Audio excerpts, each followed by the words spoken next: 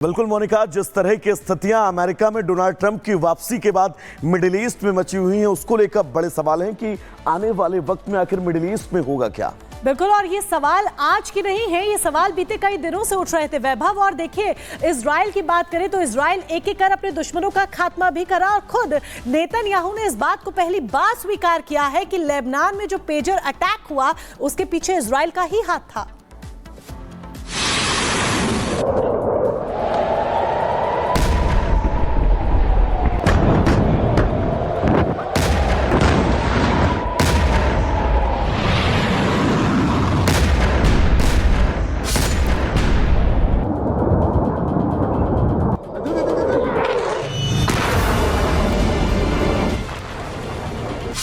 Middle east में बढ़ी tension.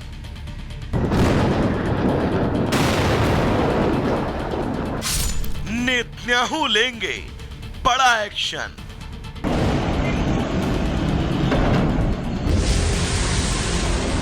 America का मिला साथ।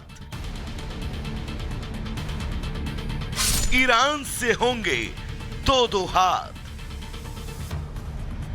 इजराइल के प्रधानमंत्री बेंजामिन नेतन्याहू ने आखिरकार घटना के 55 दिनों के बाद स्वीकार कर लिया कि उन्होंने लेबनान में हुए पेजर हमलों को मंजूरी दी थी, जिनमें लगभग 40 लोग मारे गए और ईरान के समर्थन वाले 3000 हिजबुल्लाह के सदस्य घायल हुए।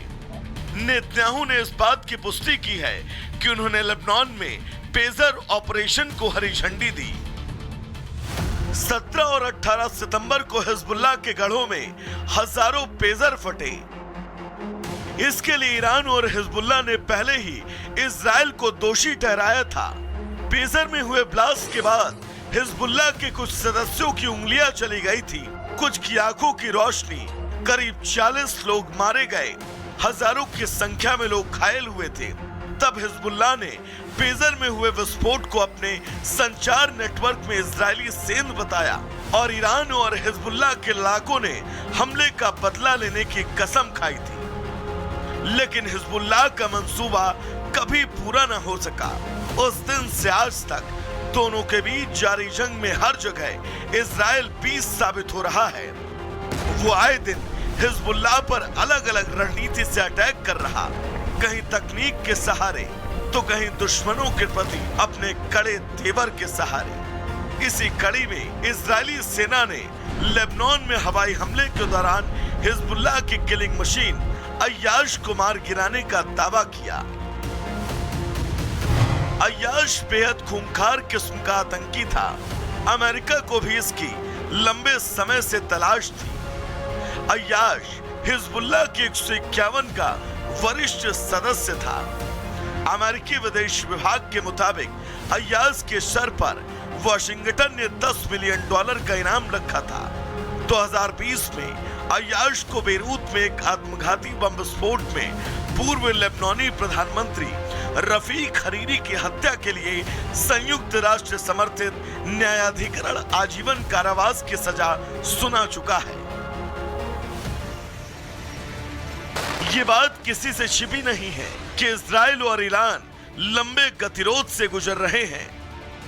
इस गतिरोध को नेतन्याहू के इस दावे ने और बढ़ा दिया, जिसमें उन्होंने ईरान के मुद्दे पर उनकी और ट्रंप की राय होने की बात कही। नेतन्याहू के इन दावों ने निश्चित ही इजराइल की टेंशन बढ़ा दी होगी। ऐसा नहीं है कि इजराइल जिस तरह से शिकंजा कस रहा है उससे ईरान अनजान है और वो हाथ पर हाथ रखकर बैठा है। हिजबुल्लाह और हमास के कमांडरों और प्रमुखों की एक के बाद एक हत्या से ईरान सतर्क है।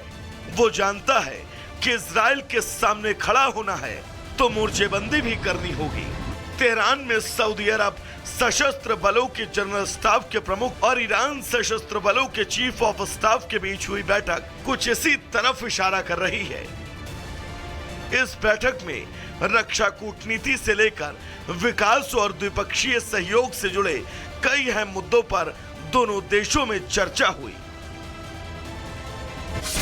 इजराइल और ईरान को जिस तरह से बड़े देशों का साथ मिल रहा है, उससे एक बात तो साफ है कि दोनों देशों के बीच बढ़े तनाव का अंत निश्चित ही वैश्विक शांति के लिए बड़ा खतरा हो सकता है। Bureau report, Republic Bharat.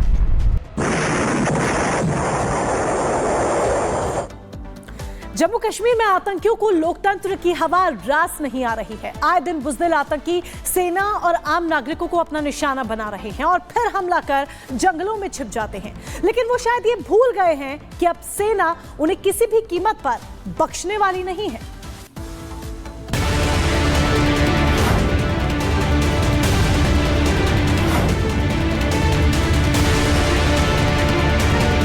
Jammu Kashmir में आतंकवाद के सफाई की मुहिम तेजी से चल रही है।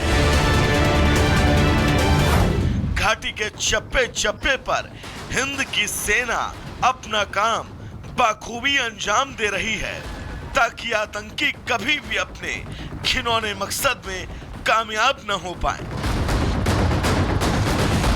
रविवार को आतंकियों से एक तो नहीं बल्कि 3 मोर्चों पर सेना जमकर जंग लड़ी। इस जंग में एक जवान शहीद हुआ जबकि एक आतंकी को मार गिराया गया। जम्मू कश्मीर के किश्तवाड़ में सुदूर जंगल में आतंकवादी छिपे हुए थे, लेकिन इस मुठभेड़ में नायब सूबेदार राकेश कुमार शहीद हो गए जबकि 4 पैरा सैनिक घायल हुए।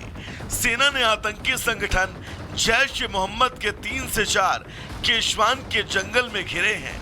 ये वही आतंकी हैं जिन्होंने 7 नवंबर को 2 वीडीजी सदस्यों की हत्या की थी।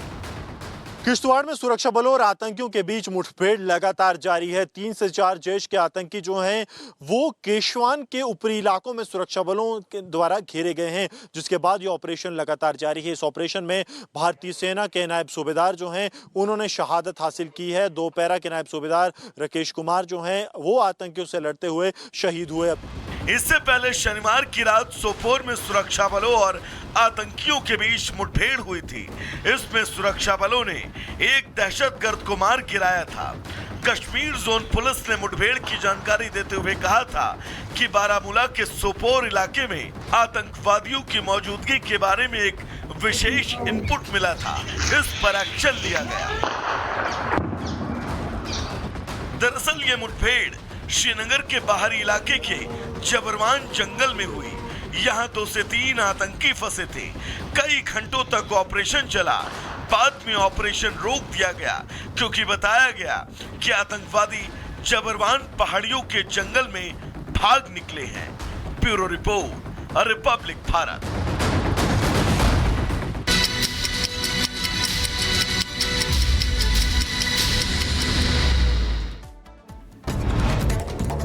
अमेरिका के टस्केगी विश्वविद्यालय में गोलीबारी, अंधाधुंध गोलीबारी के कारण मची अफरा तफरी।